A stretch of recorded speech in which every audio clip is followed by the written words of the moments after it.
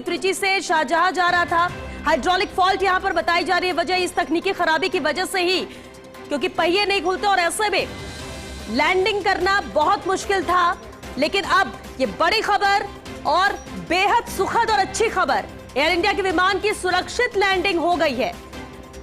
अब समझिए, जो विमान के बाहर हैं, आम इंसान जिसकी नजरें हर वक्त इस खबर पर थी, उनके हाल खराब हो रहे हैं, वो घबरा रहे कि आखिर क्या होगा। तो ऐसे में समझना होगा कि जो विमान के अंदर 140 पैसेंजर सवार थे, उनकी स्थिति क्या हो रही थी। लेकिन अब बड़ी खबर, विमान की सुरक्षित लैंडिंग हो गई है। त्रिची एयरपोर्ट पर विमान की ये लैंडिंग हुई। त्रिची एयरपोर्ट पर लैंडिंग हुई है क्योंकि वापस बीच में कहा गया कि विमान ने अपना रास्ता बदला है, कुछ और रास्ते निकालने की कोशिश, लेकिन इसके बाद वापस एयरपोर्ट की तरफ जाता हुआ विमान नजर आया। और ऐसे में पूरी तैयारी एयरपोर्ट पर की जा चुकी थी, वैली लैंडिंग की बात कही जा रही थी। और अब ये बेहद अच्छी खबर, त्रिची एयरपोर्ट पर विमान की सुरक्षित लैंडिंग हो गई है। एयर इंडिया की विमान की सुरक्षित लैंडिंग हुई। एम्बुलेंस और बचाव दल भी मौके पर मौजूद रहे, पूरी तैयारी की जा चुकी थी एहतियात के तौर पर। ये तस्वीरें भी आप देख सकते हैं, कुछ ही देर में वो सुखद तस्वीर भी दिखाएंगे जब सभी यात्री विमान से बाहर आएंगे। लेकिन सुरक्षित लैंडिंग हो गई है। ये बड़ी और अहम खबर, बेहद अच्छी खबर, क्योंकि रिस्क फैक्टर बताया जा रहा था, माना जा रहा था कि रिस्की होता है, लेकिन फिर भी जब पायलट ने इमरजेंसी घोषित किया और इसके बाद पूरी तैयारियों में लग गए।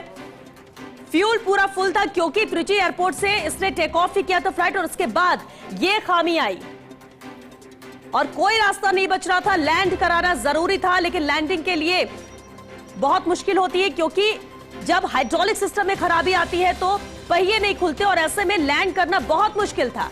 और ऐसी स्थिति में वैली लैंडिंग एक ऑप्शन होता है। सहयोगी जियाउद्दीन हमारे साथ जुड़ चुके हैं। जिया, अच्छी खबर है, विमान की सुरक्षित लैंडिंग हो गई। यहाँ देखिएगा कि राहत भरी खबर, और एक कह सकते हैं कि जो पायलट थी उसकी सूझबूझ के चलते विमान की इमरजेंसी लैंडिंग हो चुकी है। और जिस तरह से हम देख सकते हैं कि जो विमान है, पहले उसने रनवे पे गया, रनवे पे जाने के बाद चूंकि एक लंबा चक्कर काटा और उसके बाद उसने अपनी हाइट कम की, विमान तो नीचाई पे आया और उसके बाद उसकी जो स्पीड है वो बिल्कुल कम करते गए। जैसे ही विमान की लैंडिंग हुई तो अब इसके बाद लगभग जिस तरह से हम कह सकते हैं कि पूरी तरह से सुरक्षित लैंडिंग है। अब तमाम जो रेस्क्यू जो टीम है वो मौके के ऊपर पहुंच रही है और ये कोशिश की जा रही है कि किसी तरह से किसी भी जो यात्री है उसको परेशानी नहीं हो। एयरपोर्ट के ऊपर जो विमान था उसकी सुरक्षित लैंडिंग हो चुकी है।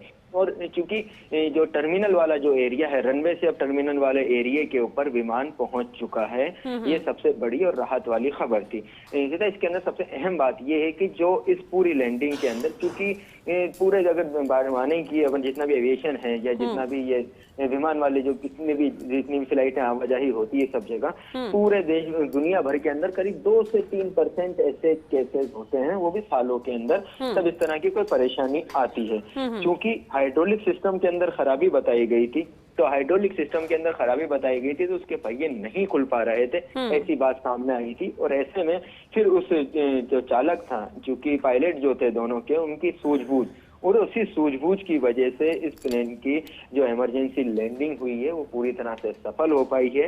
अब तमाम जो एम्बुलेंस हैं और जो बचाव दल था वो सीधा विमान की तरफ जा रहे हैं और जल्द से जल्द हो सकता है कि अब वो जो यात्री होंगे जो कुछ देर पहले तक, मतलब 2.5-3 घंटे तक जो पूरी तरह से टेंशन के अंदर थे, पैनिक कंडीशन में थी, क्या होगा क्या नहीं होगा, और उनके परिजन जो तमाम लोग परेशान थे, उनके लिए राहत की खबर है।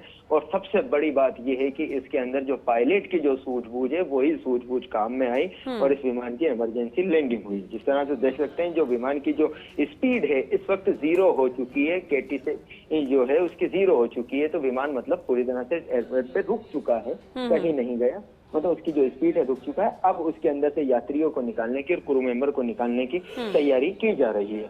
फिलहाल राहत की बात है, बड़ी बात है, क्योंकि इसे पूरे मामले पिछले 2.5 घंटे से देखा था कि करीब ये जो त्रिची एयरपोर्ट से ये फ्लाइट रवाना हुई थी और फ्लाइट रवाना होने के बाद ही कुछ ही देर के बाद ही जो पायलट था उसने इमरजेंसी का कॉल किया और कॉल करने के बाद सीधे एटीसी को बोला और ये एक्चुअली 5:43 शाम को 5:43 के ऊपर ये शारजहां के लिए रवाना हुई थी और 8:30 बजे इसको शारजहां पहुंचना था। लेकिन 5:46 या 47 के ऊपर ही जो पायलट था उसकी तरफ से हाइड्रोलिक सिस्टम की शिकायत को लेकर एटीसी को कॉल किया गया तिब्बत एयरपोर्ट के ऊपर और कहा गया कि पायलट विमान के अंदर इमरजेंसी आ चुकी है, तकनीकी खराबी है जिसकी वजह से इमरजेंसी लैंडिंग करवाना पड़ेगी। क्योंकि हाइड्रोलिक सिस्टम नहीं चल पा रहा था तो पायलट को सूझबूझ की वजह से ये कहा गया कि या तो इसमें 2 सिस्टम होते हैं, क्योंकि एक बिल्कुल फ्यूल जो होता है उसको कम कर दिया जाए, मतलब जितना है उसके अंदर उसको इससे ले आएंगे ताकि उसकी जो रफ्तार है, उसकी स्पीड है, उन सब चीजों के ऊपर कंट्रोल किया जा सके। और चूंकि जब पायलट था तो पिछले 2.5 घंटे तक, चूंकि जितनी दूरी त्रिची एयरपोर्ट से शारजहां पहुंचने की लगती उससे भी मतलब ये मानेगा कि लगभग उतनी ही दूरी, उतना ही समय इसने हवा के अंदर चक्कर काटने के अंदर लगा दिया। और फिर उसके बाद पायलट ने एक लंबा चक्कर लिया। आखिरी का अगर राउंड देखेंगे तो काफी इंपॉर्टेंट होता है, जिसके अंदर एक पायलट लंबा चक्कर लेता है लास्ट वाले जगह से और फिर उस जगह से जो होता है कि रनवे की तरफ सीधा, क्योंकि इसके अंदर एक विशेष तौर के ऊपर पायलट को ट्रेनिंग दी जाती है जब इस तरह के हालात हो जाएं तो उनको किस तरह से काम में लेना है। क्योंकि कई जो विमान होती हैं जो वो जब लैंड करते हैं तो रनवे के बीच के अंदर करते हैं, कोई टॉप पे करते हैं, कोई एंड के अंदर करते हैं, अलग अलग तरीके से होता है। पायलट को अलग अलग तरीके से इसकी ट्रेनिंग दी जाती है और यही वजह रही कि जो एयरपोर्ट का जो पूरा रनवे था पायलट ने काम में लिया। एयरपोर्ट के रनवे के ऊपर जैसे ही फ्लाइट पहुंचती है और उसके बाद ही एकदम से पायलट की तरफ से विमान जैसा होता है उसकी स्पीड कंट्रोल की जाती है। आखिरी के अंदर उसकी जो स्पीड होती है 10 से 15 kts के करीब ले आते हैं। तो 10 से 15 kts जो, क्योंकि एक ये टेक्निकल जो स्पीड जो मीटर होता है इसके अंदर विमान के अंदर उसका होता है। फिर उसके बाद विमान को जो टर्मिनल वाला जो एरिया है, जो पार्किंग वाला जिसको बोल सकते हैं कि जो एरिया है, वहां पे विमान को लाया जाता है। तो अब इसके अंदर ऑफिशियली तौर के ऊपर पता चल पाएगा, जिसकी जांच होगी कि आखिर वजह क्या थी। क्या हाइड्रोलिक सिस्टम के अंदर खराबी थी या कोई और वजह थी, क्योंकि अब इस पूरे मामले की इंक्वायरी होगी। लेकिन एक राहत वाली खबर है, सुकून भरी खबर है कि जो तमाम यात्री थे, तमाम क्रू मेंबर थे, वो सकुशल हैं और अब उनको विमान से बाहर निकाला जा रहा है। क्योंकि वहां पे तमाम जो मेडिकल की टीमें भी मौजूद थी, एम्बुलेंस भी मौजूद थी और अब जो यात्री हैं उनका चूंकि मेडिकल ट्रीटमेंट भी होगा और फिर उसके बाद ही पता चल पाएगा कि जो यात्री हैं वो सब बेहतर है और एक विमान में क्या खराबी होगी। अब इसकी तरफ से ये चूंकि अब ये जांच करवाई जाएगी एयर इंडिया की तरफ से और हो सकता है कि सरकार की तरफ से इसमें जांच करवाई जाए, क्योंकि ये पहला मामला नहीं। कई बार ऐसा देखने को मिलता है कि विमान के अंदर कई बार तकनीकी खराबी आती है, क्योंकि एक वर्ड बोला जाता है तकनीकी खराबी, टेक्निकल वर्ड कभी नहीं बताया जाए कि खराबी क्या आई थी। तकनीकी खराबी आई है तो साइंस जो उसने कॉल किया एटीसी को तब जाके पता चला कि हाइड्रोलिक सिस्टम काम नहीं कर पा रहा है। क्योंकि अब उसके बाद ही पता चल पाया है, उसी की वजह से ये बात अब चूंकि इसकी विस्तृत जांच होना है, डीजीपी भी जांच करवाएगा, एक्शन वाले भी करवाएंगे, मिनिस्ट्री की तरफ से भी जांच करवाएंगे और एयरलाइंस की तरफ से भी जांच करवाई जाएगी। जी बिल्कुल, अब जांच होगी कि आखिर वजह क्या। लेकिन जी इससे पहले भी हम बात कर रहे थे कि जब पूरी चेकिंग होती है तो ये इश्यू क्यों, और अभी एक्सपर्ट से भी जब मेरी बात हो रही थी तो उन्होंने भी ये बात कहा कि पूरी चेकिंग के बाद भी हाइड्रोलिक सिस्टम पर पहिए जाम होने की शिकायतें हो जाती हैं, दिक्कतें आ सकती हैं। तो जिया अब सवाल ये भी उठता है, क्योंकि इस तरह के मामले बहुत ज्यादा नहीं आए हैं, इस तरह की घटनाएं बहुत कम मामले ऐसे हैं जिसमें पहिए जाम हो जाए और लैंडिंग में दिक्कत हो। तो ऐसा नहीं लगता कि अब इसे लेकर भी कोई रास्ता निकालना चाहिए, क्योंकि सांसें थमने वाली स्थिति हो गई थी जब ऐसा हुआ। देखिए कई बार होता है, अगर हम चूंकि त्रिची एयरपोर्ट की बात करें और हम अगर एग्जांपल देखें जयपुर एयरपोर्ट की भी बात कर लें तो कई विमान ऐसे होते हैं जो रनवे के ऊपर आते हैं और आने के बाद उनके अंदर तकनीकी खराबी आ जाती है।